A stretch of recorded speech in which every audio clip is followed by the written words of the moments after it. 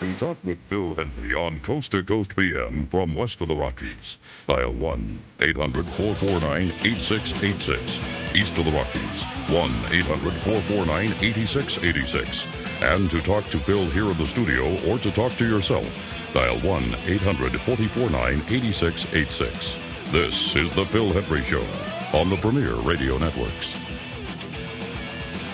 Could you hear that? Oh, you did? I thought he buried the front end of that. And by the way, never mind. 1-800-449-8686, Phil Hendrie Show. This terrible, terrible event in New York, the shooting at a Wendy's restaurant. This is in Queens. And this occurred at closing time, about 11 p.m. Last evening, the victims, 6 men and 1 woman, ranged in age from 18 to 44. Apparently, some gunmen walked in and shot all 5 people. And they think that the gunmen were African-American men. Am I right about that? And the victims were, according to the news reports, Asians or Asian American. And we have on the line with us Raj Faneen. He is with the Foundation for the Study of Humans. And Mr. Faneen, really, I don't want to talk too much about this case because we don't have all of the facts involved in this thing. But what I do want to talk about is what you are more adept at, and that is relations between these two communities, the Asian community and the African American community. Can you comment if you think that might have had some play in this? Well, we don't have we do not have Mr. Faneen. I'm sorry. We're going to try to get him back up, but apparently we lost the connection. What we are talking about here this afternoon, though, is the alleged, I say, involvement. Did they make any arrests in this? And so we have to say the alleged involvement of black gunmen. Mr. Faneen, I'm awfully sorry. This is Phil Hendrie. We lost our connection. Were you able to hear my question? Yes, but this is very difficult to understand. But there's been a long time traditional, not good relation between Asian American, African American, or the Asian people and African American people. Asians have not fought in wars with the African American people, mostly white people. A lot of Asian restaurants are located in the black neighborhoods. Lots of Asian restaurants are located in these African American neighborhoods, so that most African American people have contact with Asian people who operate business in their neighborhood. Right. I mean, we're aware that, and a lot of times those relationships have resulted in, not a lot of times, but at least in the stories that make the radar, that is news, have ended in tragedy, haven't they? There's been a contact between these two peoples that have not been satisfactory, and that's why it's important to understand the history between these people, as to why it is that Asian people, African American people, or black people are not able to get along or to work in their neighborhood the best way they can. This shooting in New York, I'm not clear on, but it could possibly have something to do with this. It could have to do with the bad relations? Bad relation between these two communities, yes. Asians operate these restaurants, which are mostly in black neighborhoods. We know that the Asian people, it's a matter of time before the black man will fight the Asian in war. Well, what your theory is the Asian people have been beaten by every race on earth except black people in war, correct? That is correct, yes. That the white man has beaten the Asian, Japanese or Chinese or Vietnamese or Korean people, he beat them in war. That most possibly is a brown man has gone to war. The only race that is not yet beaten the Asian in war is the black man. All right, so the only race that hasn't beaten black people in war, or have not beat the Asian people. Haven't beaten Asian people in war are black people. That's right, because the Japanese, they got beat by the white man. Meaning World War II. Meaning Korea and Vietnam. Also, so it's also to go back to the Chinese during 1920s, the gunboat incident. You see. All right, so what's this got to do with the fact that black people have never... So the white guy has beaten Asians in a war, black guys haven't. What's that got to do with the fact that Asians and blacks don't have good relations? And you mentioned something about restaurants. Well, the black man has not beat the Asian in war. The Asian knows it's only a matter of time before the black man fights the Asian man in war. So he has gone into the black neighborhood to set up these different a fast food restaurant, and pushing pork and bacon meat, bad meat bacon burger, also pork fried rice or McRib, pork rib, baby back rib. So they are forcing this kind of bad food on the black man to give him the high blood pressure and to give him unstable heart and to eventually create a situation in terms of the health of the black man that is not conducive, and the black people don't want this to happen, obviously, so they are beginning to fight back. We're talking with Raj Faneen of the Foundation for the Study of Humans. You also drive a taxi cab in Los Angeles, correct? That is correct, yes. This is, for me, education, beginning education for me. Okay. Your premise is that Asian and African-American peoples in America haven't gotten on traditionally because something about Asian people, I'm having a difficult time understanding you, but you're saying that Asians open up restaurants in black neighborhoods that serve a lot of pork fat. Is that right? That's correct, yes. And the reason why they're doing that is because eventually black people will beat them in a war? No, it's not for sure, but I'm saying that every race has beat the Asian man. Okay, so every race on Earth has beaten Asians in a war except for blacks. Right. And it's inevitable that they'll have to fight them in a war, and they'd probably beat them too? For the Asian believe that the black man will beat him in a war, yes. So he wants to keep that from happening. And so he wants to keep that from happening, so he opens up fast food restaurants in black neighborhoods and serves lots of pork. Correct. Okay, our number is 1-800-449-8686. But you have to understand something that... Now, let me just get the number out here. 1-800-449-8686. Speaking here with Mr. Faneen. Yes, sir. You have to understand that this black people have a traditional fondness for pork. They eat the bacon, they eat the pork product, but it kills people because of the blood pressure.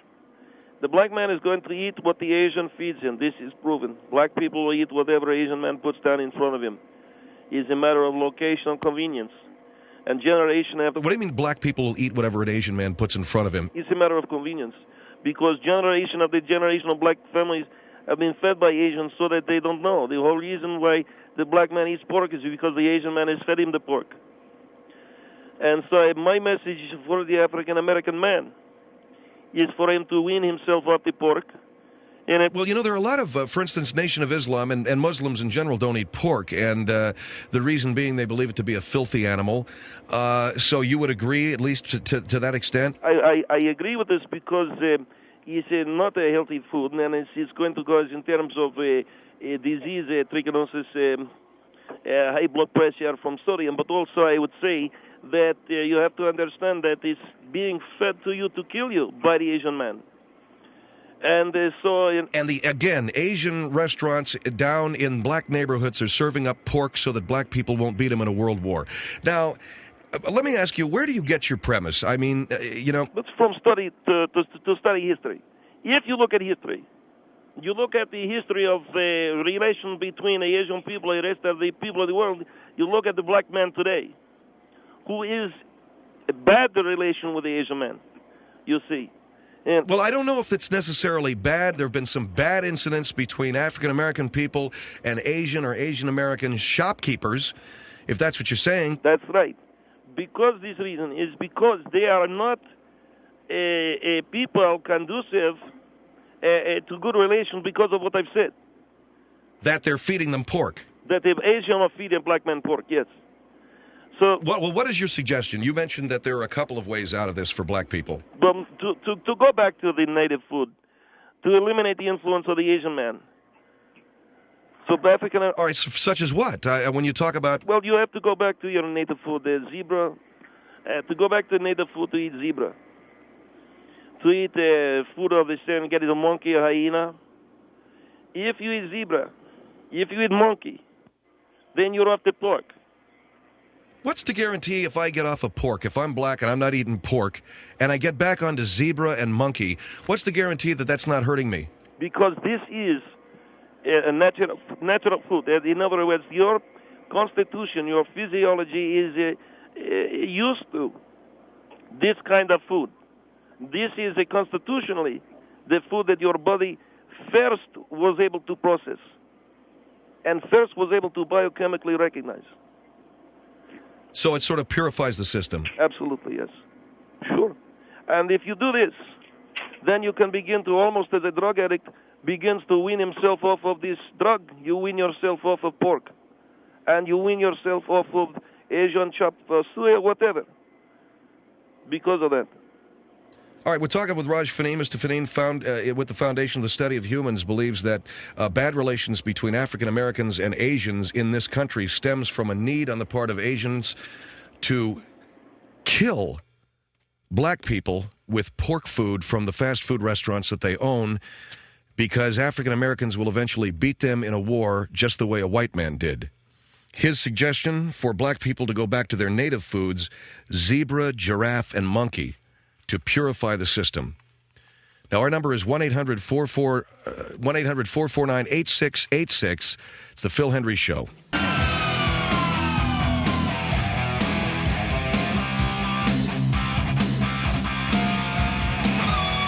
Phil Hendrie Show, 1-800-449-8686. There was a shooting, and we're not really talking specifically about that, but one of these tragic urban crimes where people were murdered in a restaurant in Queens, New York yesterday.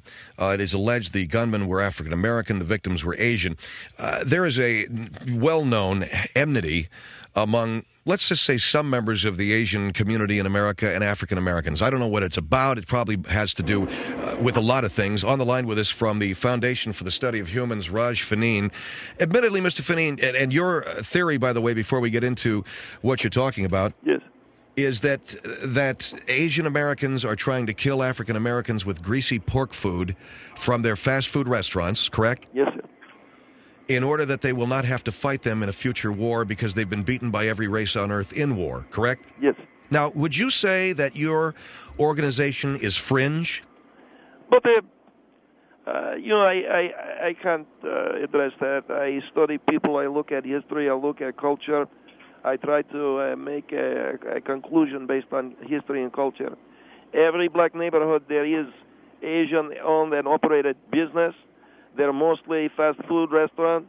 Asian restaurants always serve a bacon burger, pork fried rice, the McRib, and also baby back rib. This is all pork food that black people don't like, or at least have evidence that they don't like, and yet they eat that, and they die from cholesterol. The Asian people feed them pork food to kill them so that they will not beat them in war. Do you think Asians are inept at war? When it comes to fighting other race, yes. They can beat their own race, but they can't beat the white man, probably not beat the black man.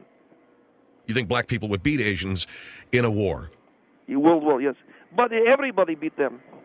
World War II, they got their butt kicked. The Russian, Japanese war, they got their butt kicked. Every time the Asian goes to war, he gets his butt kicked. Then the white man comes in and beats him. So we have a racial situation here as well as bad food, would you say?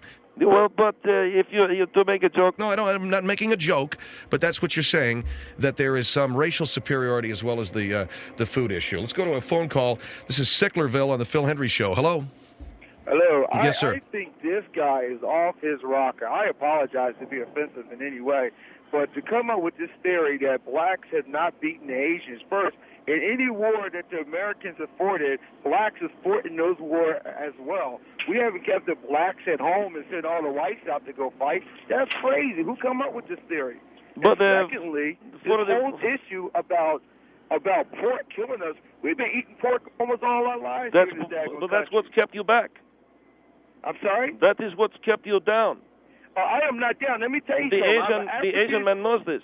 Excuse me, sir. I am an African-American businessman who owns my own business. I make over $150,000 a year. I drive 2 brand new cars, built a brand new house, and I am in very good, healthy shape, and no Asian has ever held me down. The problem is do you eat pork? Yes, I eat pork. I've been born and raised on pork. Matter of fact, my favorite is chitlins. But that's all right. See, you're different. I'm different. Most black Everybody people around me are the same. All my friends. I got doctors, lawyers. I got all kinds of professional people that are my friends that are African Americans that are successful. The reason why you have problems with African Americans and Asians in the same area is because Asians is putting their business in African American areas that were dangerous. Those African Americans that attack those Asians will also attack blacks, whites, Italians, anyone else who got a story there because they are having problems with their own issues and they're robbing anyone they can. But why? But if why do the Muslims don't want to eat pork? Because the Muslims know that the Asians are trying to kill you with it. Wrong. Let me tell you why the Muslims don't. That's got want nothing pork. to do with the Asians. Let me tell you why the Muslims do not eat pork. The Muslims follow what is known as the Leviticus law. I'm sorry, I'm a deacon. I'll speak the word to you, too. And they follow what is known as the Levitical law. Are you a black Muslim? The Levitical law says, wait a minute, the Levitical law says that we should not eat swine, and it also says we shouldn't eat shellfish. But what they do is they chose not to eat pork, but they will eat shellfish. But there's also because black people eat lots of lobster, and they love to eat shrimp, like a shrimp cocktail. That keeps you back. That holds you back. Black folks eating a lot. I'm sorry, I don't want to say white folks. So you're saying that white Americans or white Europeans do not eat shrimps? They eat lobster? They eat shrimp, but they've already was a delicacy due to white folks. They eat shrimp, but they already dropped the atomic bomb on Japan. And who do you think flew the planes, man? What about the Tuskegee Air Force? I mean, not the Air Force, but the Tuskegee Air Force. They never lost a plane in battle. All African Americans. But every single one of them. But they didn't drop a bomb, Tuskegee Airmen. No, but they just Tuskegee Airmen let in the people who were flying those planes to drop the bomb. Come on, man. African Americans has been fighting in the American wars every since we have been through the Civil War. Well, that's true. So, and you must know that, Mr. Faneen. You must know that, right? No, I know that. But the generals were white. What the difference if the generals are white or not? You still have black men on the front line. No. They looked in the eyes of African American men who shot them and who they shot. So it's not who the generals were. Besides, what about General Colin Powell, who was during that time during the Vietnam War? African-American man. There were a lot of black soldiers in Vietnam. I mean, forget about World War II, dropping A-bombs. There were a lot of black soldiers in Vietnam at the time. But they were mostly like a working motor pool. Motor pool? You know what? Wait a second, okay? All the black soldiers that was in Vietnam, that were in the war is be up the front line to pad it so the white man does not get shot. What makes you qualify pad the front line? Okay. What did you say? No, hold on for a minute. To pad the front line. Okay. Thank you very much, sir, for your call. Appreciate it. 1-800-449-8686. Look at Vietnam, Korea. There were plenty of black guys. Where do you say that the Asians were never? You're talking about because the general. It was not a black country, it's a white country. They fix food, they fix jeep, they pad front line to keep white men alive. Well, you don't know much about history, okay? You need to learn a little bit more about history before you start talking about why it is black folks are eating pork and getting sick from that. Then nobody's getting sick from the pork. Nobody is getting. Nobody is dying from the pork necessarily. It's an economic consideration that a lot of people are talking about. Okay, it's the Phil Hendrie Show here. 1-800-449-8686. Raj Faneen, who is he's with a group called Foundation for the Study of Humans, who believes that it is black people being poisoned with pork from the fast food restaurants of Asians that is causing all this enmity between Asians and African Americans. 1-800.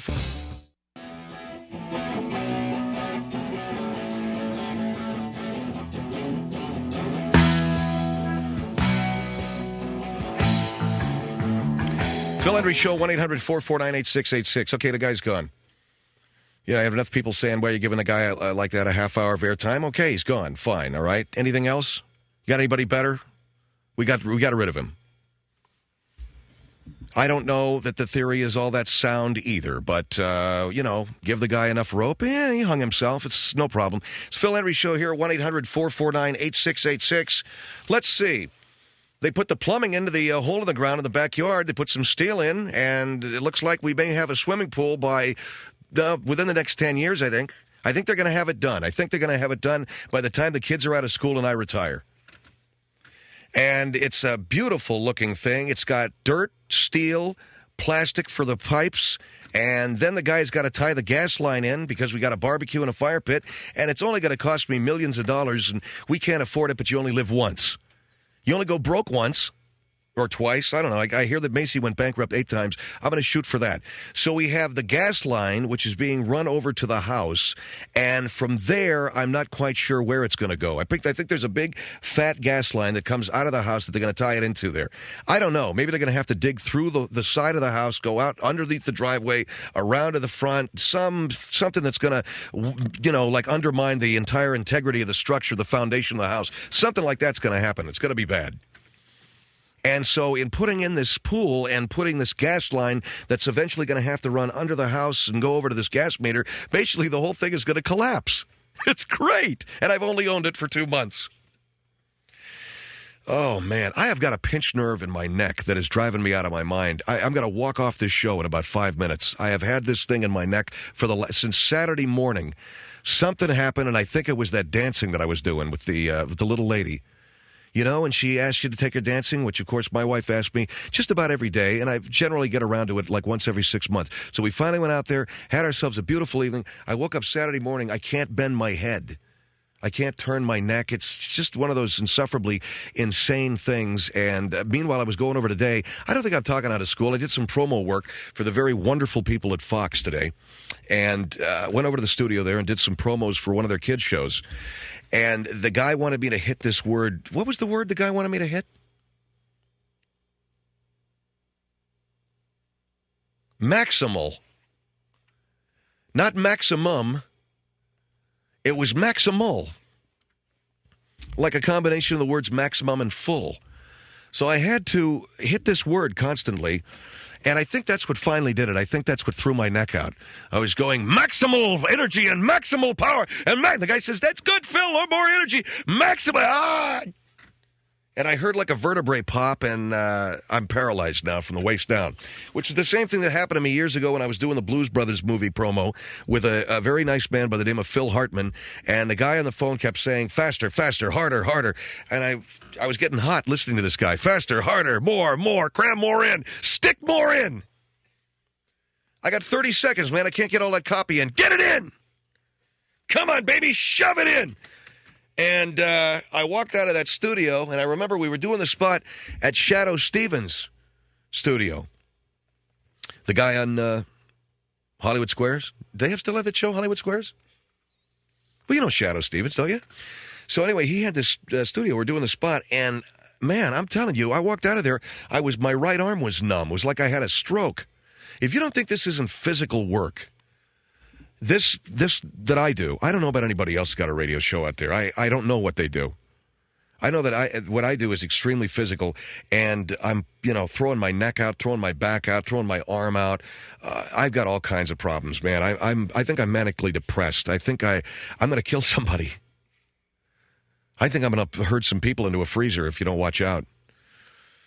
So I don't know about anybody else out there, but this is extremely physical, and I wind up doing things like that. And then, of course, at the end of the day, everybody wants me to run out there and take them to dinner, take them dancing, be the life of the party. I got to go to a meeting here. Somebody set that up for me after we get off the air tonight. I got to drive up into West Hollywood and sit down and meet with some people who are going to be very nice guys, I'm sure. But, that's the last thing that I want to do when I get off the air at night is go up and meet people someplace and talk biz. And then my very, very, very dear, the guy that I respect more than anything in the world, the great Neil Rogers in Miami, had some bad things to say about me on the air. I can't even keep him happy. He seems to think that the show out here, since we left Miami, our show in Los Angeles just sucks on ice. Maybe he's right. We had some good times in Miami. There's no doubt about that. And maybe since we got out to L.A., everything has just gone to hell in a handbasket. It's a basically humorless city. And there were a lot of laughs down in Miami. So, I don't know. I'm trying to get people smiling out here, but it's tough, It's God knows there isn't enough to smile about out here. All we got is sun, mountains, beach, desert, chicks. It sucks. All we have out here is just sunshine, morning, noon, and night, unrelenting. Oh, excuse me, we got some marine layer. You mean the temperature dropped to 65? Time for us to slash our wrists. It's 4:39, time to slash your wrists.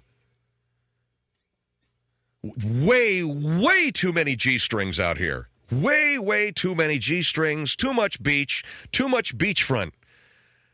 Too many boogie boards, too many wakeboards, too much surf, too much 8-foot surf. Too many restaurants, too many margaritas, too many beers. No wonder everybody in Los Angeles walks around with a big fat and way too many saline solution 48 triple D fake boobs. No wonder everybody's walking around here ready to blow their brains out. Everyone walks around in this city as if they're living in Buffalo. With no offense to Buffalo. We on in Buffalo? Not anymore. What was it Timothy Leary said? He said that Buffalo's an intelligence test. Everybody that lives there, failed the test, basically. So that's what I'm trying to do. Bring a little sunshine to the people out here. And in the process, I ain't making Uncle Neil happy anymore. I can't do it all anymore. I'm sorry. I still love you, Neil. Sorry your show ain't syndicated. Maybe you're bitter about that. You remember what I said to you about that? You remember that day I said, why don't you get syndicated? And you told me that I was butting into your life. You said I had to keep my nose out of your personal affairs. Remember that? So I never mention it again to you. Maybe that's the problem. You ought to get up in a bird. See how easy you think it is. You ought to climb up on top of that bird. Do you see it?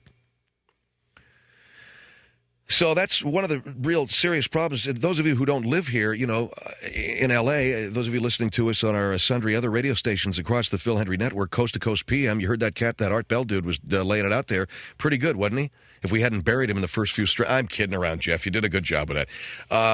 But, out here in L.A., it's so absolutely horrifically great that all we can think to do is sue each other and shoot each other on the freeway.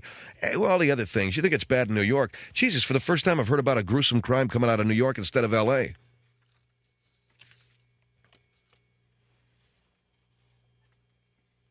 Check this out, man. There was a cab driver working in that neighborhood by the name of Shahzad Ahmad. He worked in the neighborhood. He said the block is normally very busy with people and police at 11 o'clock. It was just unbelievable this kind of thing would happen out there. New York has gone so far in the other direction from Los Angeles in terms of, the city is safe. Walking through Times Square at 3 o'clock in the morning, anybody can do it. You can try it. L.A., well, let's Los Angeles is Los Angeles.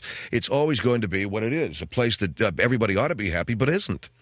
I don't know what happened to this town, but people got real upset real fast. We like to blame it on the ones that moved in here from someplace else. I suspect that that's the problem, but I don't know. The smog? Everybody says it really had no effect. I grew up in the middle of that smog pit, San Gabriel Valley. I still smoke 3 packs a day, and I quit, and I'm a healthy guy at 47. I got no spots on my lung. I breathed the air in the San Gabriel Valley for 20 solid straight years, along with 3 packs a day, and I am the picture of health, right?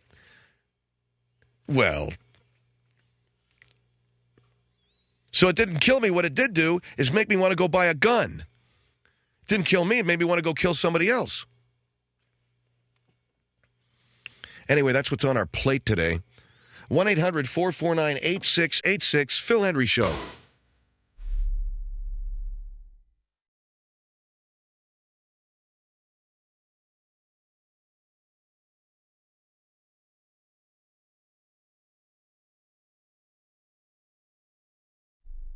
Here, Daddy, I want to go higher. Yippee! Remember when everything was exciting? Then a sad thing happened. Hey, boss, can I go higher? I'd really like to go higher. Now there's a place you can go to get the learning resources you need to advance your career. It's Acadio.com. Acadio.com gives you access to thousands of continuing education products that will propel you to a future as fun as your past. Yippee! ACADIO. So, you think men and women have nothing in common?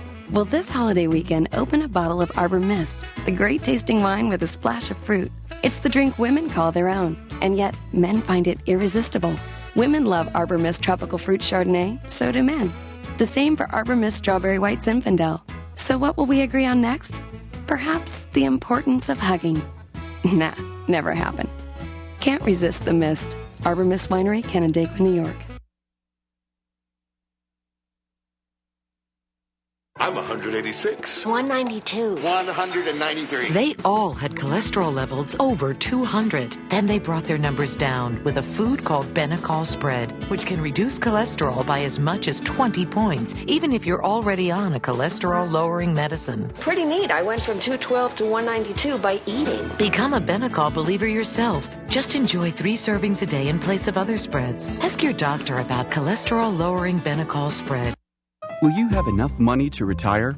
Introducing FinancialEngines.com, the online investment advisory service that reviews your 401k and IRA investments and offers specific personalized advice to help you improve your chances of meeting your financial goals. Your investments, your goals. The advice you get is personalized for you. Take control of your financial future with FinancialEngines.com. Log on today for your free 30-day trial. Offer good through June 16th. Cannot be combined with other promotions.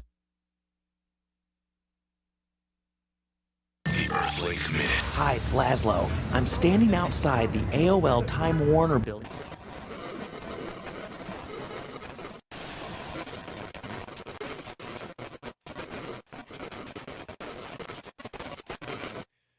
Anyway, I had to lift these buckets and pulled my back out. And, man, ever since then, it's just been one bloody thing after the next. And I've been to chiropractors.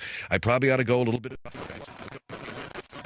Taylor says he gives his cat a bath and he bleeds for days. You bathe your cat? Hell, I wouldn't. My cat can lick his freaking, that's his bath. I'm not putting him in a tub for love or money. Anyway, I had to lift these buckets and pulled my back out. And, man, ever since then, it's just been one bloody thing after the next. And I've been to chiropractors. I probably ought to go a little bit more often. I was going to one chiropractor. Jesus, the bedside manner on this person, man. This individual was telling me how it could be blood pressure. It could be cancer. I said, you're a chiropractor. You're not an MD. Don't start giving me the diagnosis like you're freaking Ben Casey coming down the hallway with an empty gurney going, we tried to save him, but it was a stiff neck. Why don't you just put me out of my misery now, okay? Get Kevorkian on the phone. Hendrie's got a bad back. Go into these people, man. Chiropractors, I believe in them. But you guys ain't MDs, okay? Don't be taking my appendix out. Just straighten my back out. If there's anything worse, I'll go to the doctor. And this thing with my neck has to do with the back, has to do with everything else, so it really sucks, and you don't want it, believe me. You do not want to have to suffer with this because it's just, it's endless. Whew, man. Getting all the Advil it's good, though. If I could get a hold of some really good muscle relaxants, and if I really got lucky and got a hold of something I could shoot up, God, that'd be great. Morphine? I had a next-door neighbor once. I don't want to say who.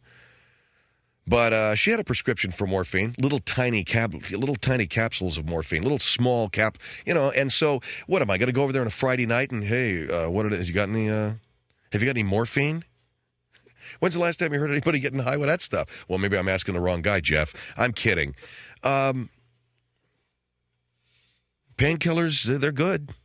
I pulled my back out once, pouring concrete when I was 20 years old, lifting cement buckets and wheelbarrows full of concrete and pouring pool decks and driveways and all this crap down in Orlando when they were building Disney World and the big building boom was going. And so they're putting houses up left and right. And I was 19 years old, making a whopping $2 an hour and spending all of my money there at the Steak and Ale on a Friday night. But what did I know? I was out of the house for the first time, yanked my back out. They took me to the emergency room. I got a couple of shots of Demerol, one in each hip. It was great. Went flying out of there. Whew. Those were the days. My wife says, I said to her today, what are you doing? I got brownie meetings, and then I'm going to go and talk to the bank, and then I'm going to come back here and get on the exercycle, and then I'm going to just fold some laundry. I said, you want to trade days? I'll take that.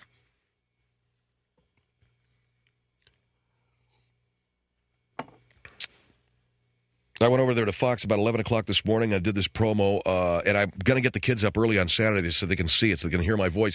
And I thought I was really blowing it bad. I mean, I don't know if I was, but it was something like maximal energy, maximal risk. I was doing this voice, and I thought it really sucked. And the guy said, no, come on here and listen to it. I listened to it. I said, Jesus, sounds as good as half of those jackasses that you hire.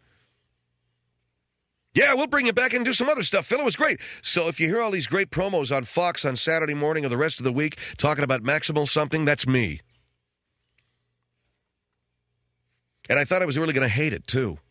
Generally, I can't stand doing that kind of work because the guy will give you instruction like this, Okay, Phil, on the word maximal, on go way up, and then on xamul, go way down. And then what I need for you to do is stretch out the word pork, stretch it way out so it's maximal pork. That's it. Is that what you wanted? Perfect. Stretch that way out, down inflect on leather. So you have maximal pork leather. That's really what you want. That's exactly what we want. All right, go. Maximal pork leather. We had another thought, Phil. It was perfect. Do it again. Did you like it? Absolutely perfect. Take 6. That's why I stopped doing that, because I think I told the story, but it bears repeating because I think that guy's out of the business now, the guy that was producing the promo for a CBS show called Teach, which is off the air. I'm still here, but Teach is off the air. But anyway, I went in there to do this promo, this read for a CBS television show that I think was on for 3 episodes, and I couldn't get it right, and the producer was in there. One of these cats wearing those kind of Perry Ellis slacks with the slip-on shoe with the no sock thing, kind of a long silk shirt, rolled up slightly at the sleeve, the cell phone strapped into the pocket. He's got a hair that looks like a Jay Sebring would have coiffed it had Jay survived the gunshots there that night in the Manson clan. And then another thing, and he had the glasses, sort of the real Don Steele look with the glasses, kind of sort of a handsome guy for 55 or whatever he was. And he's producing this promo for this TV show called Teach, which involves the very original premise of a black guy teaching in an all-white prep academy someplace, and he's going to bring the street into these white kids. So in other words, it's another show where we have the African Americans going to loosen up all the white people with rhythm and song, and in the process, maybe a life lesson is learned. Kind of like the roles that Whoopi Goldberg plays in Sister Act and that other piece of crap that she did with what's his name, Ray Liotta. What was that thing? There was some show she played the woman who comes in and he's a widower and he's suffering the loss of his wife, and she hits the house as the new, what the hell ever, what was she? I don't know. She's a nanny or something, and she's going to make him smile and be happy because that's what black folks are here for, to make these dour white people with the sphincters about as you couldn't even get straw through it, loosen up a little bit. Kind of like, in other words, Mr. Bluebird on my shoulder. What do you mean, ghost? I said Ray Liotta. Although she played that role in Ghost too. I don't know. It doesn't matter. So I did this promo, and it was a private eye reading, something like, you should watch Teach on Friday nights on CBS. They wanted a Rod Serling thing. I wasn't hitting it for whatever reason. I don't know why. Maybe my biorhythms were off that day. Maybe I'm just not the man for the job. This guy's in there very visibly upset. He's not getting it. He's growling, and he's grunting, and he's upset, and his looks like a stain is beginning to form there in his silk slacks. Like I'm looking at a little skid there going up the back of those slacks. He's Corina. That was the movie. And Leave It to Mike. He probably saw that one on pay-per-view, too. And I finally, I said, you know what, pal? I'm out of here. I don't want to do your rotten, stinking, lousy, funky promo. Adios. I'm a ghost. And as I'm walking out, I can hear the guy swearing up a storm and screaming, and how dare you, and I'm going to call your agent. And I said, I got news for you. I haven't got an agent. I got this gig through somebody I knew here. Bye. Well, who was that? I forget. That's the last time I did any voiceover work. The last. And I mercifully stayed away from it until this year. Is it any wonder that I'm getting as unhappy as I was then, doing that now? And you know what? It ain't paying any better either. Oh, well, that's my life. How about yours? 1-800-449-8686. Phil Hendrie Show.